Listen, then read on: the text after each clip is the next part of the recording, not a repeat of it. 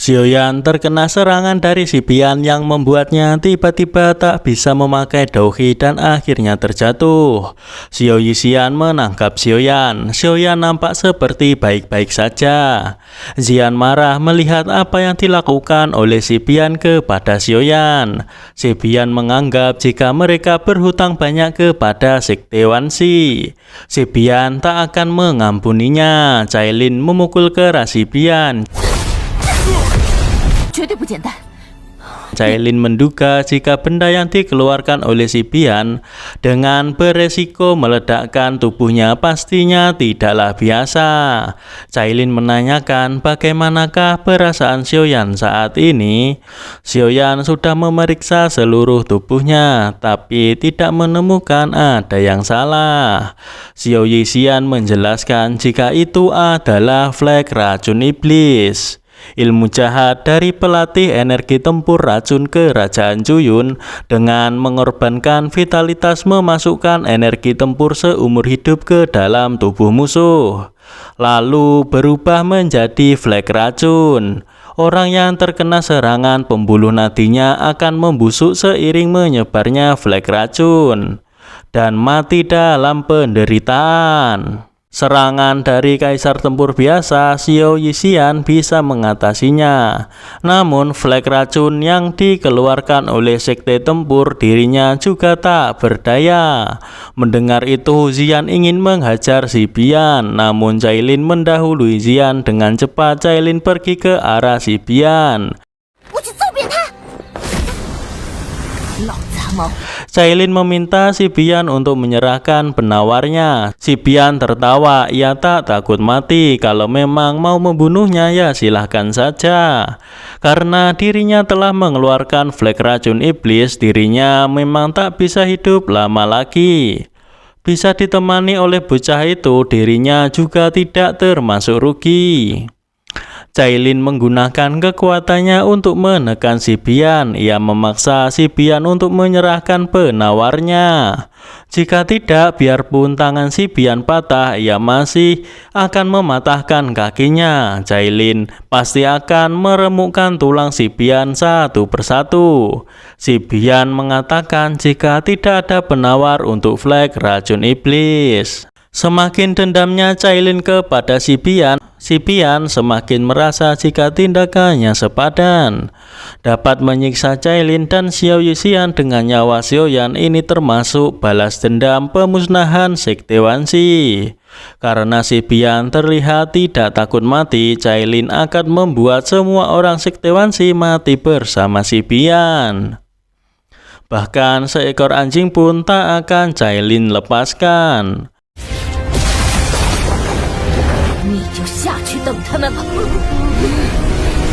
Setelah membunuh si Bian, Cailin bergegas ke tempat orang-orang sekte Wanxi.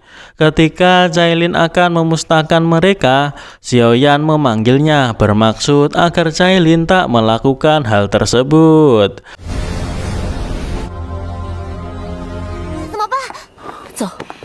Cailin akan membawa Xiaoyan kembali ke kerajaan Gama. Jika Guhe tak bisa menghilangkan racun Xiaoyan, Cailin akan membawa Xiaoyan ke benua.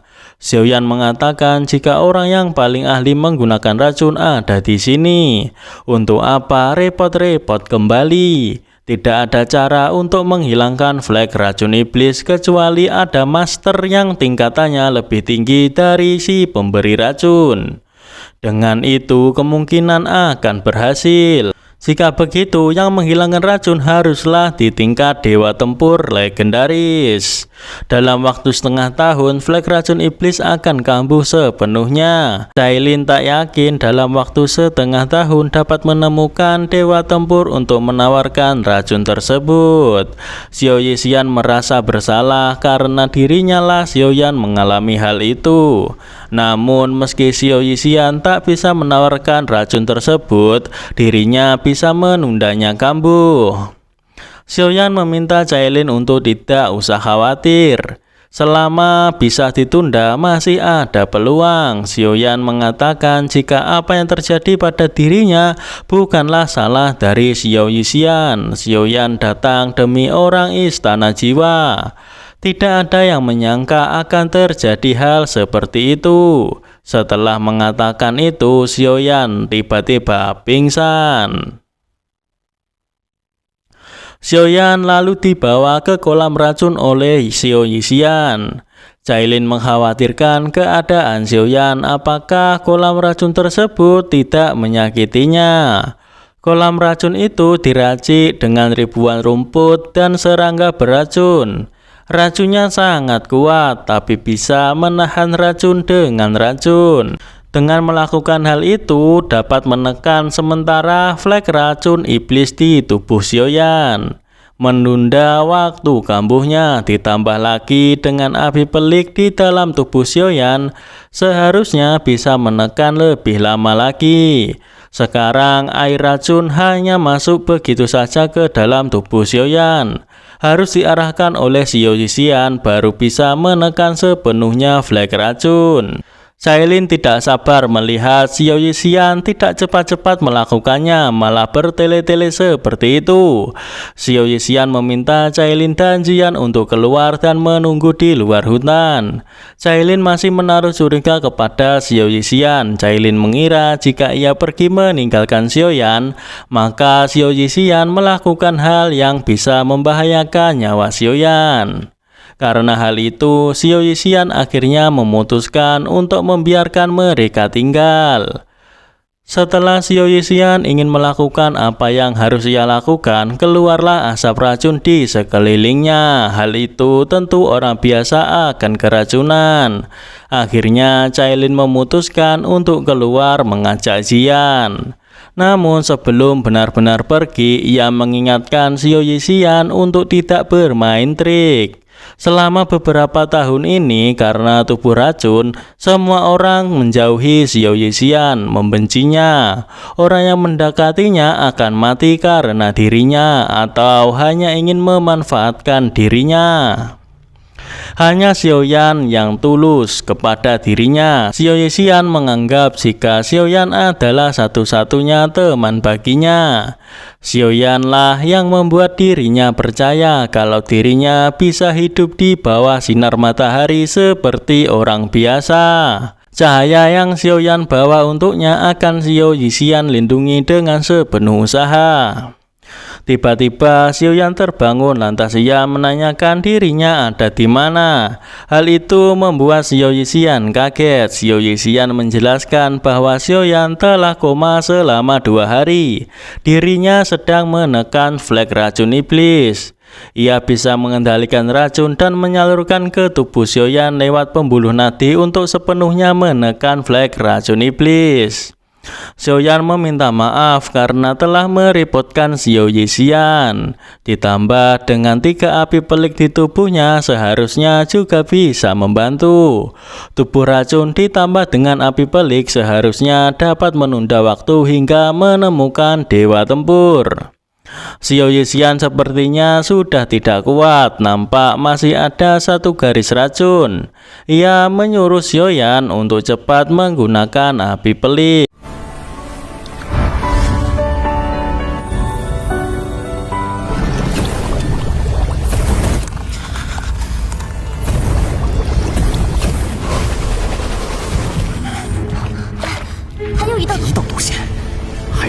Hanya 1 garis racun saja masih bisa coba dimurnikan dengan api pelik. Xiaoyan tak menyangka jika garis racun itu adalah energi tempur murni. Meski flek racun iblis sangat berbahaya, tapi juga mengumpulkan energi tempur seumur hidup dari penyerang. Jika memurnikannya dapat mewarisi semuanya. Biarpun hanya memurnikan energi tempur garis hitam saat ini, juga bisa membantu Xiaoyan menerobos. Namun itu tidak mudah, Xiaoyan harus mengerahkan usaha yang besar. Akhirnya berhasil dimurnikan. Xiaoyan menghabiskan 2/3 energi tempur untuk memurnikannya. Namun hal itu membuatnya meningkat hingga puncak Kaisar Tempur Bintang 2.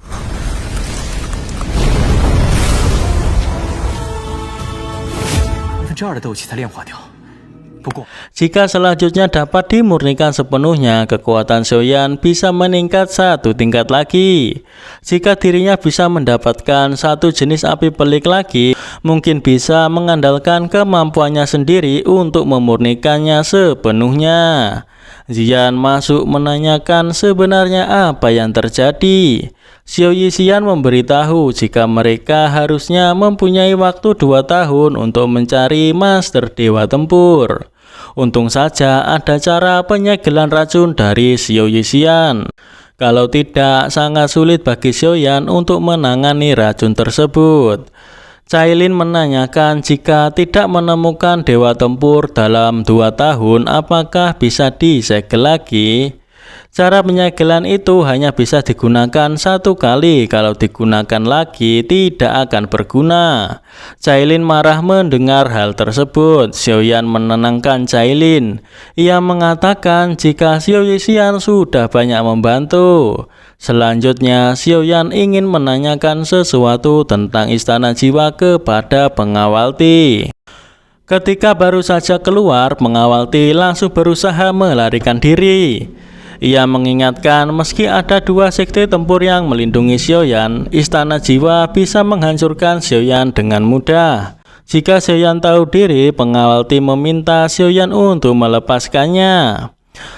Xiaoyan hanya ingin menanyakan beberapa pertanyaan. Jika pengawal Ti menjawabnya dengan jujur, Xiaoyan tak akan membunuh pengawal Ti. Mengenai kemampuan dari Istana Jiwa, Xiaoyan hanyalah semut di hadapannya. Istana Jiwa memiliki tingkatan yang sangat ketat. Hanya pengawal saja sudah terbagi menjadi langit, bumi, dan orang.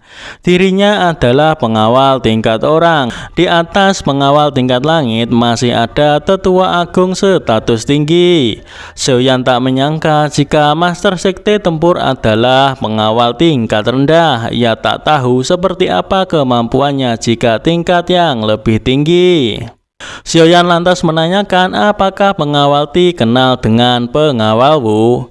Pengawal Ti tentu mengenalnya. Ia ingin tahu apakah Xiaoyan pernah bertemu dengan Wu Ying. Xiaoyan pernah bertarung dengan pengawal Wu. Ia juga adalah pengawal dari Istana Jiwa. Namun ia lebih tinggi 1 tingkat dari pengawal Ti. Pengawal Wu adalah pengawal tingkat bumi. Ketua Istana Jiwa sangat misterius. Jangankan pengawal Ti, bahkan pengawal tingkat langit pun tidak pernah melihat ketua Istana Jiwa. Kecuali beberapa tetua agung, tidak ada yang tahu kekuatan dari ketua Istana Jiwa.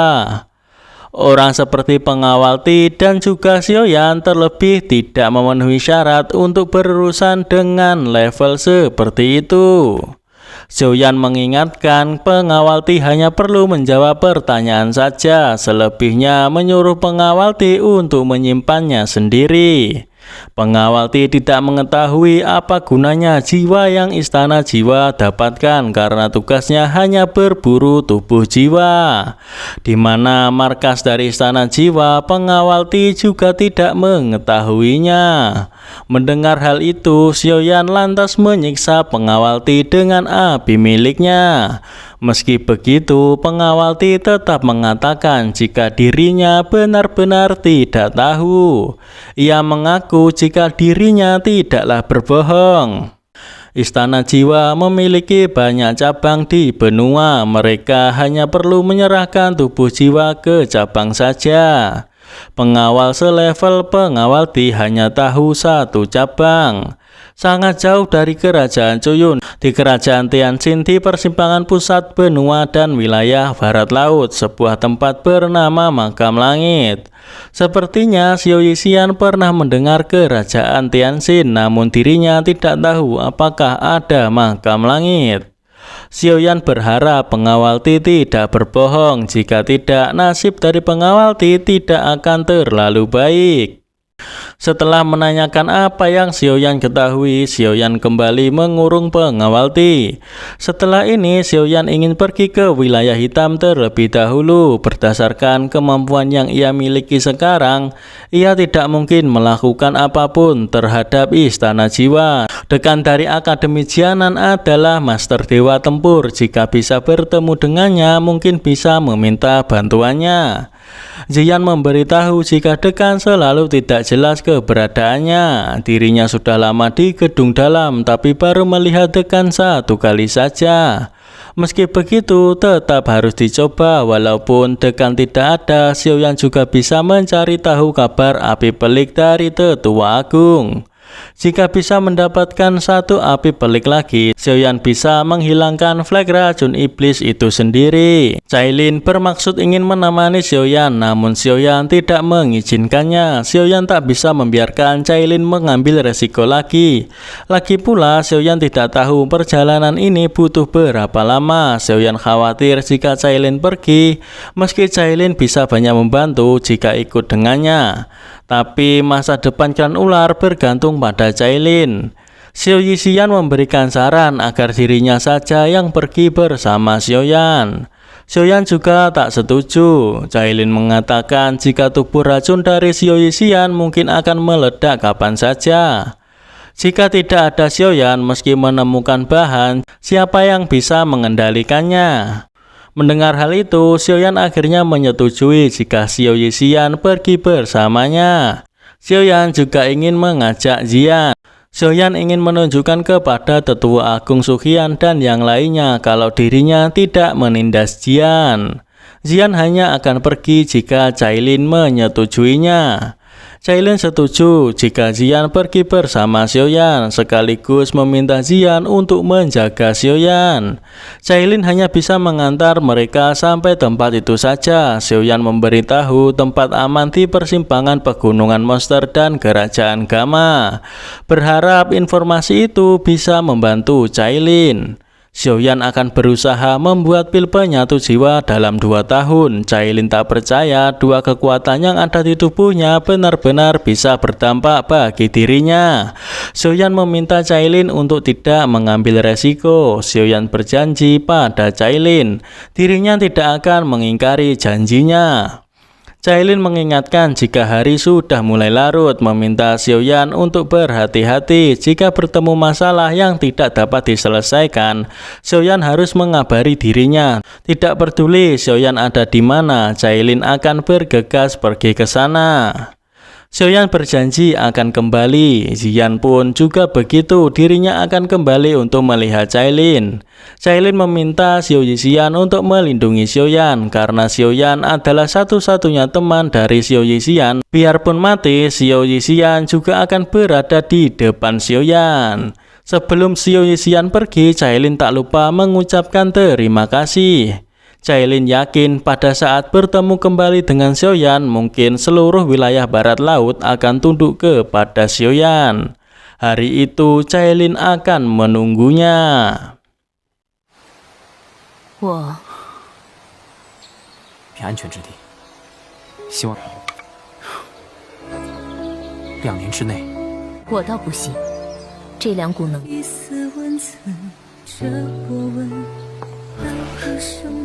也小心，不管你在哪里，我都会赶过来。我会回。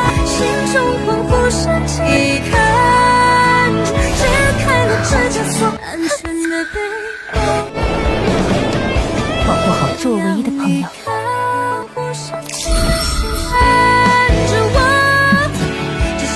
或许整个西北。